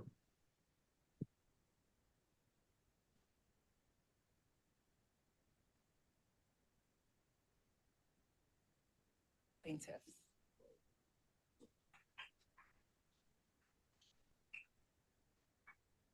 Good afternoon, and thank you, Governor Green. I'm Andrea Rogers, Deputy Director of U.S. Strategy for Our Children's Trust, and one of the attorneys on the Navajine versus Department of Transportation lawsuit. I'm honored to be here today to announce this unprecedented settlement agreement that is truly one for the ages. Thank you first to the courageous 13 youth plaintiffs who have led us to this day, and whose advocacy and tenacity inspired Hawaii's 3 branches of government to come together to uphold and protect their constitutional rights to a livable climate. Thank you to our plaintiffs' families, to our 10 amazing expert witnesses in this case who dedicated their time and tremendous knowledge, to our local partners, and our deep, deep gratitude to the leadership and innovation of Governor Green, of Director Sniffen, the Hawaii Attorney General's office, without whom this historic agreement would never have been possible. The settlement agreement represents transformative change towards the protection of young people's constitutional rights to a livable climate. Our Children's Trust began this work with youth to secure their rights in Hawaii 13 years ago, first with a petition for rulemaking, and then in partnership with Earth Justice in Navajine versus Hawaii Department of Transportation, the world's first youth-led constitutional climate change case focused on stopping climate pollution from transportation. All these years later, youth plaintiffs and their government have achieved an unprecedented settlement agreement that recognizes that youth do, in fact, have constitutional rights to a livable climate and that their voices matter. Under the agreement, the state of Hawaii will develop a holistic roadmap to fully decarbonize the state's transportation system, taking all actions necessary to achieve zero emissions no later than 2045 for ground transportation, sea and inter-island air transportation. Importantly, the agreement gives youth a voice and a seat at the table with the creation of a volunteer youth council to help Director Sniffen take on this enormous challenge. Hawaii's leadership will offer a model for states and countries around the world to start tackling transportation emissions. This agreement prioritizes innovative transportation solutions that can stop the state's dependence on imported fossil fuels and ensure people's mobility with safe and pollution-free choices. What we see today is democracy in action, with the coming together of all 3 branches of government, led by our youth who activated their courts when their rights were in danger. For the first time, all 3 branches of government are committing to work together to do what they must do according to best available science to protect young people's constitutional rights to a life-sustaining climate and to secure for them a hopeful future in Hawaii. Over a decade ago, Our Children's Trust began representing youth all around the world seeking judicial protection of their climate rights. A global movement has developed, and today in Hawaii, we see real progress as we stand in partnership with our allies celebrating this historic agreement. We are so grateful for these young leaders who have devoted their time, their energy, and their positivity to solving the climate crisis and protecting the islands that they love, and to the adults standing with them who listened and acted. I'm honored to turn over the podium to our 2 of our youth plaintiffs, Pahonu and Riley Brooke, to share what this agreement means to them. Thank you.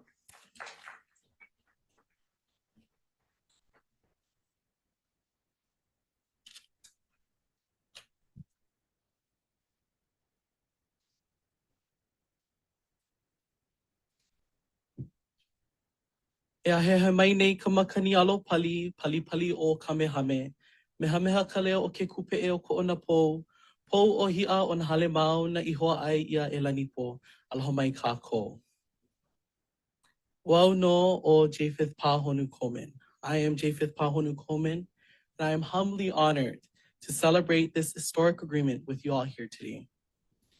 This victory we are celebrating is a testament to all who had the courage to step out and make a stand on both sides of this case.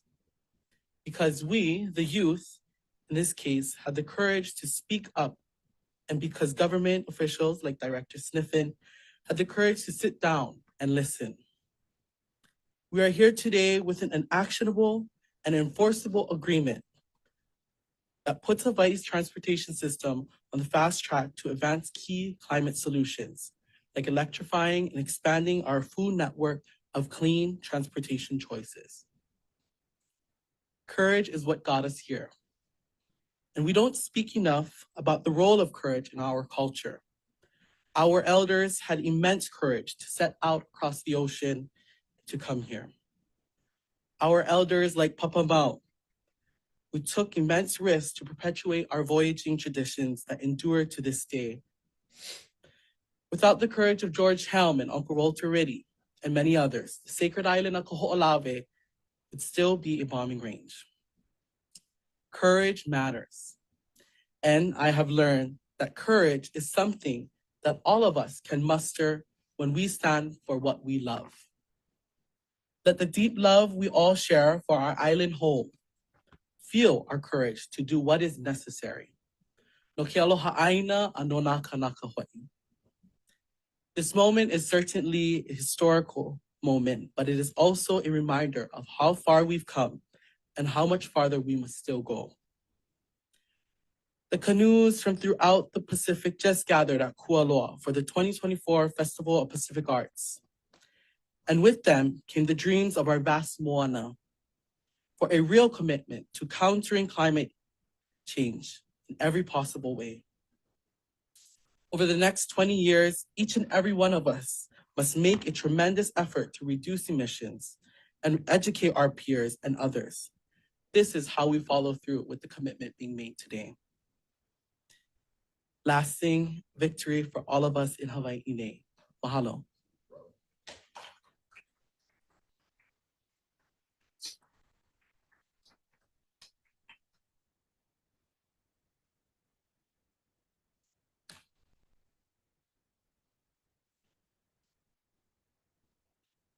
Aloha. My name is Riley Brooke Kamahele. I'm 16 years old, and I am one of the youth plaintiffs. At the age of 8, I founded a nonprofit organization to empower children and inspire the next generation to be leaders. For the past 8 years, I have been dedicated to advocating for change through the legislative process and bill writing. My deep connection to the Aina and my desire to protect the future for Keiki fuels my passion for this work, guided by what I feel is a very important Indigenous principle. I believe it's crucial to consider the next 7 generations when making decisions. This commitment has been the driving force for my involvement in this case. All 3 branches of Hawaii's state government have now heard our plea and taken action like never before to protect our constitutional rights to a livable climate. Guided by the best available science and the ike of our kupuna, all of us, Governor Green, Director Sniffen, the legislature, the courts, and all of us climate advocates are working together to decarbonize our transportation system and save our future. Today is a victory for us, the state, and every young person who believes in the power of their voice. Today is a testament to what can be achieved when we stand together with purpose and conviction to hold our governments to their promises for our planet. Let this be a reminder to all the youth, your passion, your advocacy, and your persistence can shape the world we live in. Let's continue to speak up, to take action, and to strive for a future where sustainability and justice prevail. Mahalo nui to everyone who supported us on this journey, our families, our legal team, and our community. Thanks, David. it's interesting how things go. A couple of years back, we tried to pass a climate emergency, and we were told in the legislature and the governor, it's a waste of time. It'll have no value. It's a resolution, and so it has no teeth. It won't mean anything. And but we went forward, and we got most of the legislators to vote for it, all but one. And the judge who gave the youth standing to proceed with this lawsuit used that climate emergency as a reason that they could have standing and that they could move forward to sue the state to protect their rights because we are in a climate emergency. And so kind of one thing led to the other. And so all of our efforts, even if people say to you that it's a waste of time, it's not going to mean anything, if you think you got some value in it, keep going forward, because you never know when you throw that pebble in a pond, how far the rings are going to go out. So I thank those to the youth and thank everyone. Follow these suits across the nation. There will be more, and the more that they win, the more that we win to cut down on CO2 going to the atmosphere, and the youth getting together to fight for their right to a clean environment. Back to you, Ann. Well, thank you, David, and thank you and Sherry for your lifelong work on the climate. David and Sherry are two of the great environmental activists that we have here in Hawaii, and we really appreciate all the work you've done. And when you see it comes to a fruition that all of a sudden there's a lawsuit, the kids bring it and they win it. So it's a beautiful thing. Beautiful. Chicken skin. We get chicken skin here in Hawaii. It is. Well, we end our Pacific Wave, Peace Wave, with climate justice from the Pacific island of Guam. We want to thank Monica Flores and all the activists that are on Guam who are battling the increasing horrific militarization of their island. And they sent us several videos and said, select one that kind of whatever it will do that will fit into the program. And so we looked, and there's one by Julian Agon. He is a wonderful author, poet, writer, who's an environmental justice lawyer, human rights lawyer. He's earned a Pulitzer Prize for his 2021 essay in the Atlantic called "To Hell with Drowning," like the Pacific Islands drowning. And he's the founder of Blue Ocean Law, which works on the intersection of indigenous rights and environmental justice. And he's on the Global Advisory Council of Progressive International. So we're going to show a part of his presentation, which talks so much about the drowning of the islands, of the lower islands. And we will play as much as we can to finish out this segment. We know we can't show the whole thing, but it will give you a flavor of Guam and Julian and the work that's being done in the Western Pacific. So if we could go ahead and show that, David, and then wherever we need to stop it, we'll about 2 minutes before we're supposed to get off, then we'll come back and thank you for a final time. Thank you.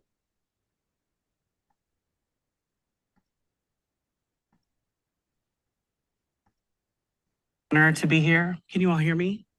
Yeah. I'm totally undone by the women that have been up here and the art and the beauty and the testimony that we've already heard. I mean, it's truly like a singular thing to be in the presence of those who really command language. It's truly powerful in a way that undoes me every time, and it has again.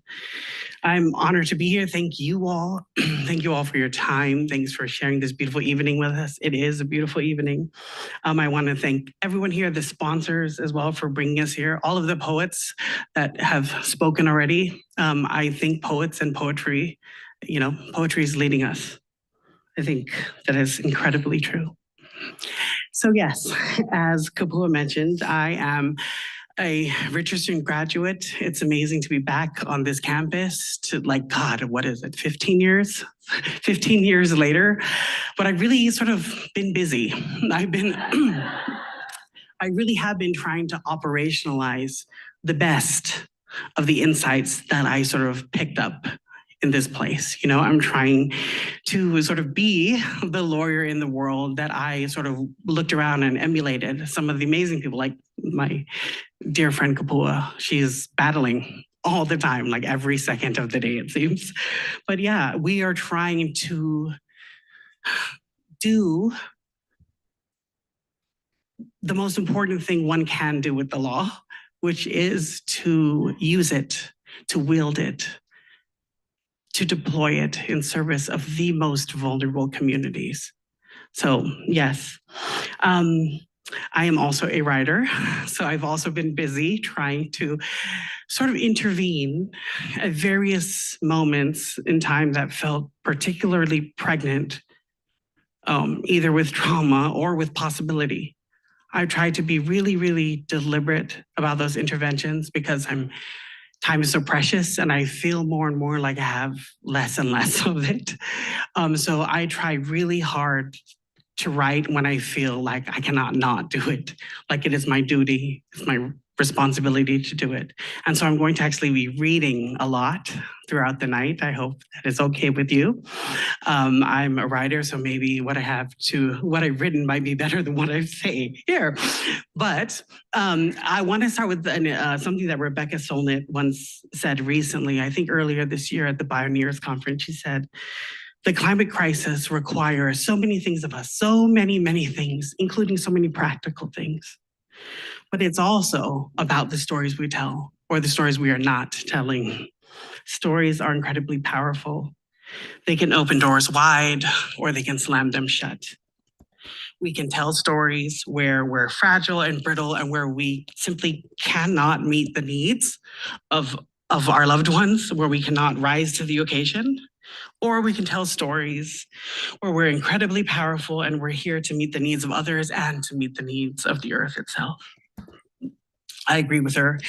I also was fortunate enough to meet with her. We had a book event last year. This time last year, I'm not sure if you all know, but this exact time last year, No Country for AIDS But Butterflies was released into the world. And one of my conversation partners at the San Francisco bookstore was Rebecca Solnit.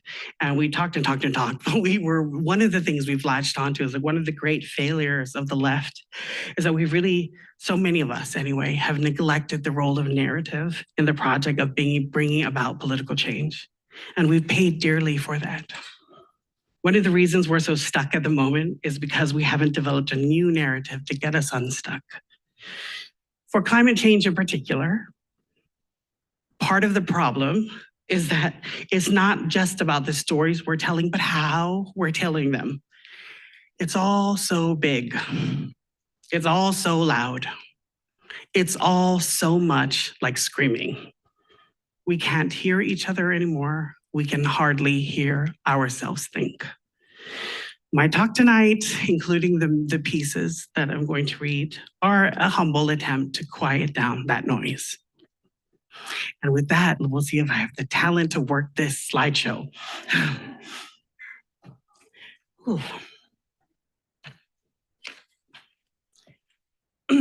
The great writer Arundhati Roy once said, quote,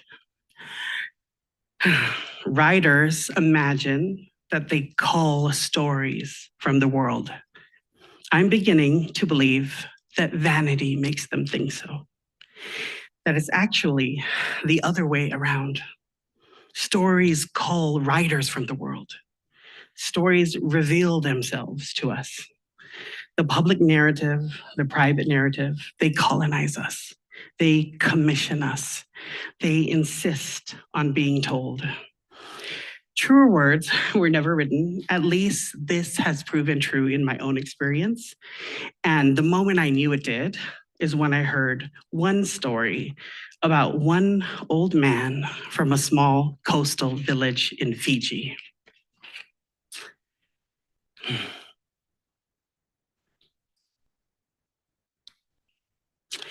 Faced with the prospect of climate-induced relocation, some leaders have contemplated buying land in other countries in anticipation of having to move some or all of their people. One leader has already sealed a deal. In 2014, the then president of Kiribati and Notitong entered into a purchase agreement with the Anglican Church for more than 5,000 acres in Fiji, paying nearly $9 million for them. Though the deal was seen as visionary by some, to others it marked a kind of death. After all, at what point does an agreement that envisions the relocation of an entire human population, now some 121,000 people, become more eulogy than contract? In Fiji, the government keeps its own kind of death list, an official record of all the villages that may have to be relocated because of sea level rise. Using internal climate vulnerability assessments, the Fijian government has determined which of its coastal villages are most susceptible to coastal erosion, flooding, and saltwater intrusion. As of 2017, 42 villages were on the list. If and when they are forced to move, they won't be the first. In 2014, Vuni Dongoloa formally relocated to higher ground, some 2 kilometers inland. When I spoke with Sailosi Ramatu, that village's headman in July, he told me that the move was hardest on the elders. In the months leading up to the relocation, they held prayer circles. They fasted. They readied themselves for the rupture of having to abandon their ancestral lands. In Fiji, as in many of our islands, the people are tethered to the earth, as enshrined in the concept of Vanua, a word that means the land and the people at once. Vuni Dongoloans live and love and die on their lands, most of which they do not even own, at least not as individuals. Rather, theirs is a system of communal land ownership. They tend to their gardens, they bury their dead. They even bury their umbilical cords. So, it was no surprise when, as about 30 families set out for the new site, some of the older women wailed as they walked. Perhaps that's a sound the sea makes when it rises. Old women wailing.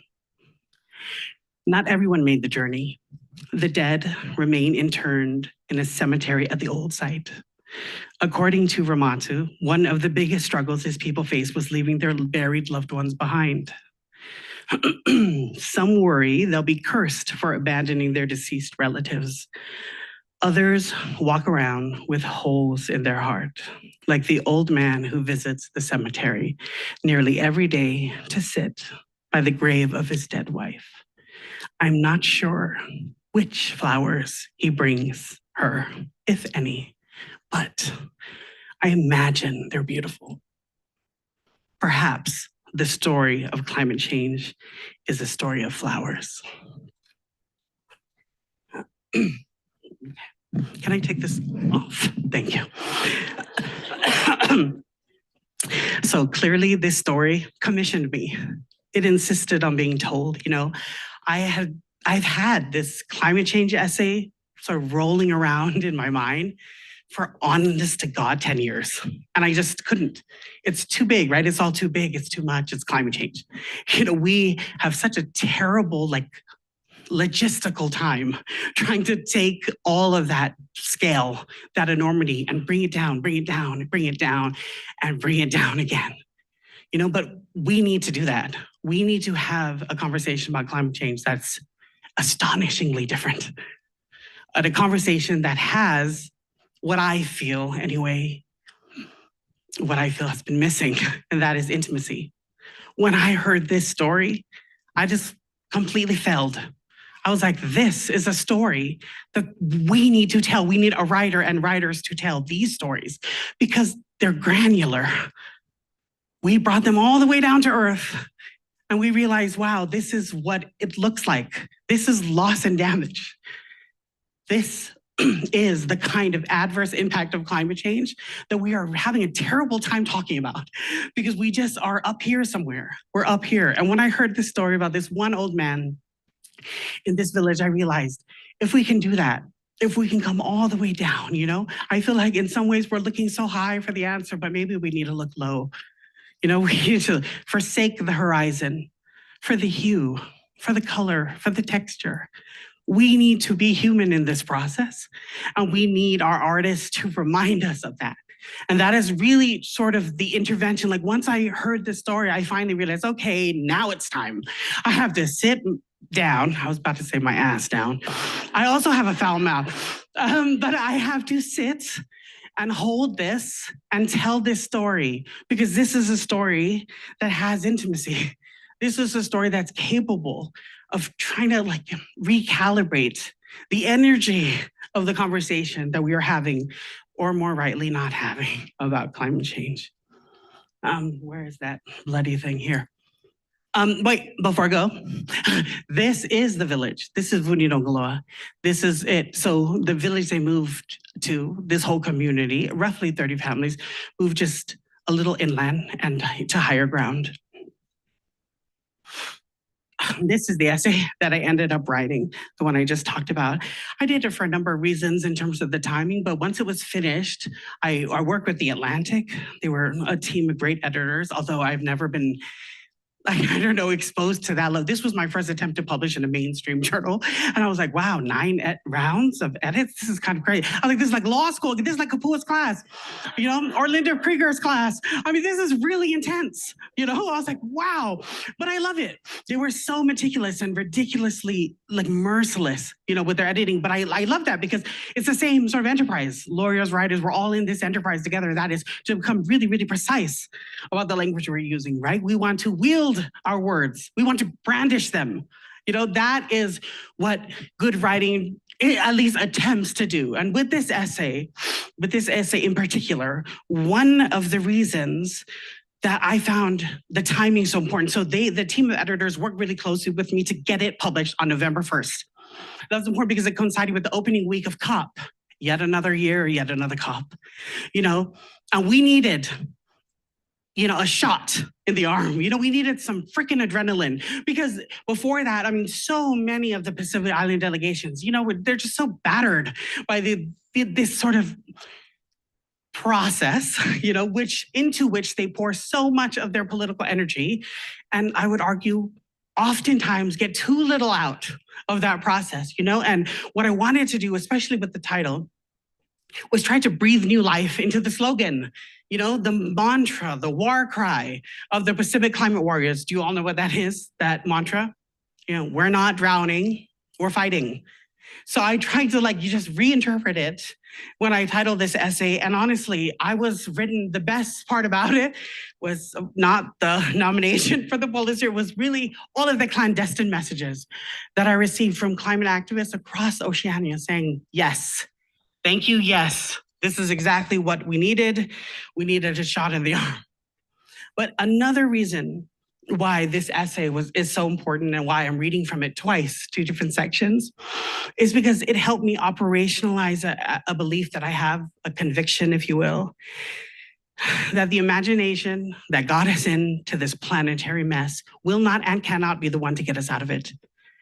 And thus, we have an obligation to wrap our arms around those with a different imagination. Of course, I'm talking about Indigenous peoples, in particular, the Indigenous communities throughout Oceania that I work so closely with, that I have sort of walked arm in arm with for the last 15 years.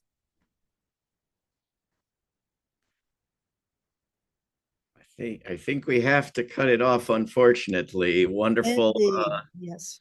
Well, if we could just mention, I mean, that was an interesting way to end our 2 hours of the Pacific and Oceania.